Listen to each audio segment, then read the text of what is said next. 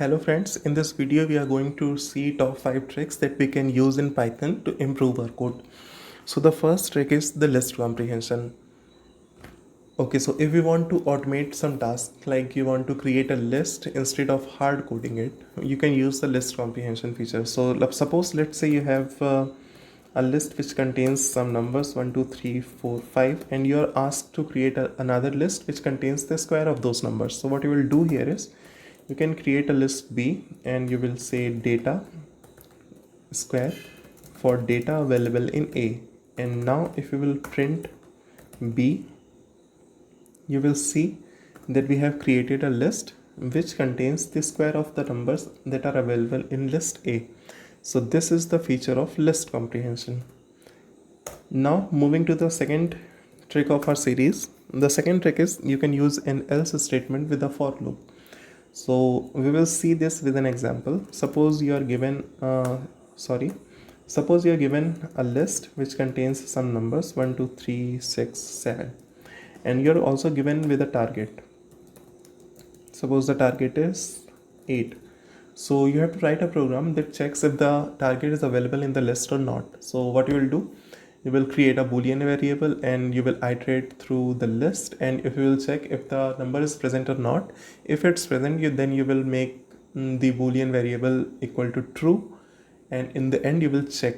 Instead of doing all this, what you can do is you can write a for loop for data in A. If data equal to target, then you will simply print yes if this is not the case.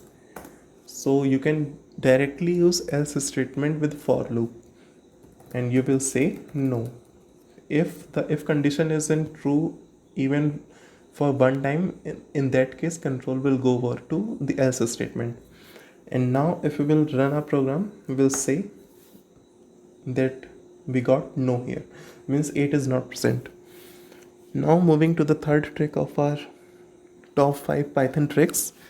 The third trick is that we can use zip function available in the Python.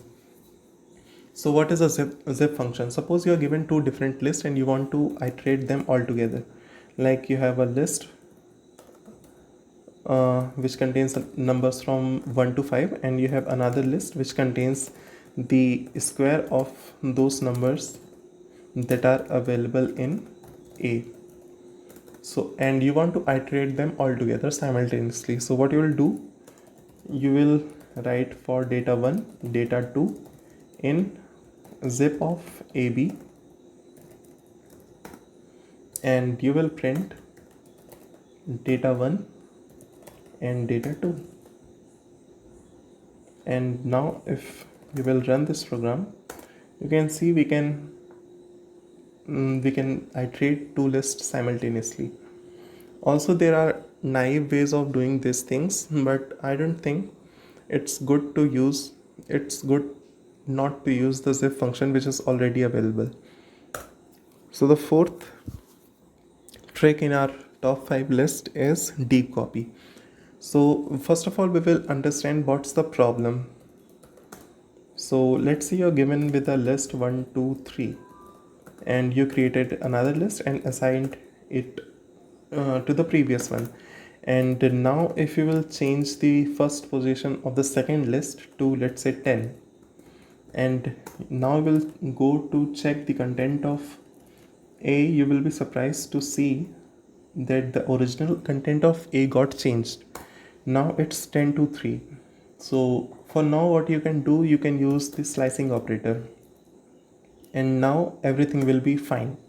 But in case you're having multi-dimensional list, suppose in the first position we have 0 and 1, and you assigned or created another list B using the slicing operator, and what you have done, you have changed the first position of the list to 10. In that case also you will be surprised to see that the content will be changed. So this is a problem. So to resolve this problem, we can use something called deep copy function of the Python. So I will quickly import this from the copy module. And instead of using slicing operator, if we'll use deep copy, in that case everything will be okay. So now you can see nothing got changed. Okay, so this was the fourth trick. Now moving to the fifth trick, we can return multiple values inside of a function. Suppose you created a function and from there you calculated some values, but you calculated two values and you want to return them together. So suppose you calculated a value 4 and another value 16 and you want to return them. So you can easily do this in Python. I know this is very hard to to do in C++, or I will say it's impossible to do. But in Python you can easily return multiple values inside of a function. In C++, what you can do, you can create global variables and use them as a return statement.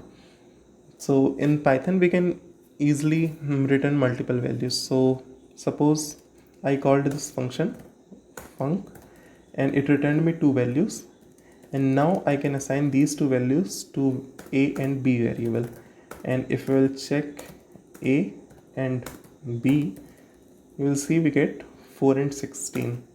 So it is a really nice feature in Python that you can return multiple values. Instead of two, you can also return three values.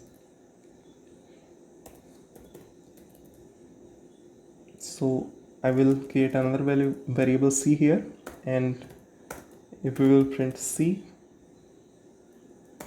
you will see 4, 16 and 256. So this was the last trick of our video. If you have found this video useful, make sure to hit the like button and share your comments in the comment section. Thanks for watching.